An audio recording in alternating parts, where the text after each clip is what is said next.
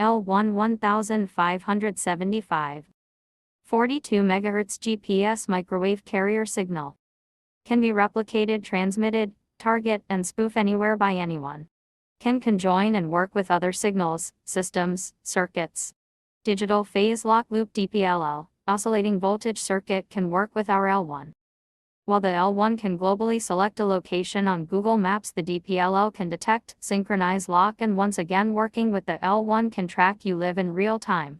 Microwave carrier signal plus DPLL equals electromagnetic carrier signal that can hack, monitor, and track you, cell, PC, car, etc. Syndromes listed below. Symptoms/syndromes caused by prolonged saturation with Havana syndrome. Cyber attacks. Electromagnetic hypersensitivity syndrome is characterized by a variety of non-specific symptoms which afflicted individuals attribute to exposure to electromagnetic microwave fields, which includes being saturated with a GPS data spoofing system.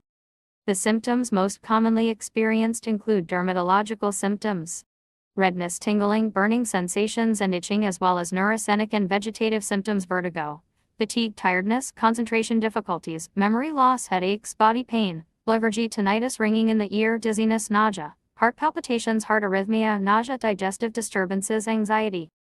The collection of symptoms is not part of any recognized syndrome. Microwave auditory effect, hearing/ray effect. This causes swelling and heating of the cochlea and temporal lobe, enabling target/mammals/humans within saturated area, creating the ability to hear electromagnetic waves and radio frequencies and whatever is being carried on those radio frequencies, making target think they are insane, hearing buzzing, hissing, and even voices carried on the radio frequencies from within this system that would never be heard without the use of wireless communication electronics. The hearing of electromagnetic microwave pulses is a unique exception to the airborne or bone-conducted sound energy normally encountered in human auditory perception. The hearing apparatus commonly responds to airborne or bone-conducted acoustic or sound pressure waves in the audible frequency range. But the hearing of microwave pulses involves electromagnetic waves whose frequency ranges from 200 MHz to 6 GHz. A data spoofing system uses L1 1575.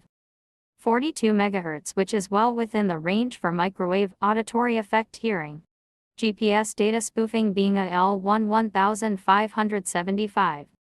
42 MHz microwave GPS carrier signal carrier wave provides global mobility and targeting for this system, since electromagnetic waves e.g.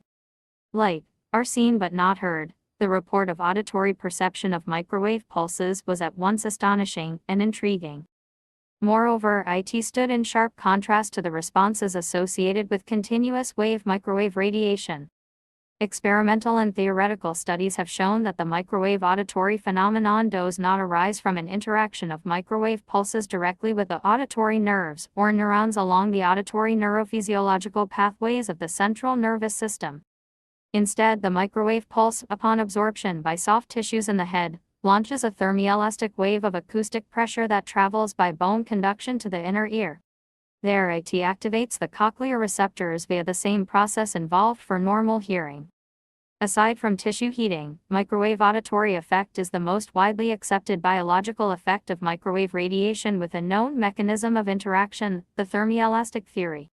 So what the target and diplomat/civilian saturated in this spoofed differential vector phase locked loop microwave network cloud used for surveillance and torture are actually hearing is a mixture of electromagnetic induced tinnitus with the combination of a pulse electromagnetic microwave phase locked loop. They are all done by being saturated for a period of time with a GPS data spoofing system. This is why when first responders show up and do not hear anything, it is because their bodies have not had time to absorb the microwave radiation produced by the spoofed microwave network cloud saturated area. A person must be saturated for a period of time with a modified spoofed GPS microwave L1 1575. 42 MHz network cloud to be stricken with Havana syndrome attacks electromagnetic hypersensitivity syndrome, which means if they are experiencing symptoms they have been under surveillance for a while. The voltage control oscillator from the digital phase locked loop controls how much power is fed into this system or taken, so the more less power the stronger weaker the electromagnetic phase locked loop, the more less pressure and sound the target experiences and the more less torture the target is put through. The side effects from this global hacking surveillance targeting system makes the targeted individuals think they are going insane, thus stopping them from reporting these attacks.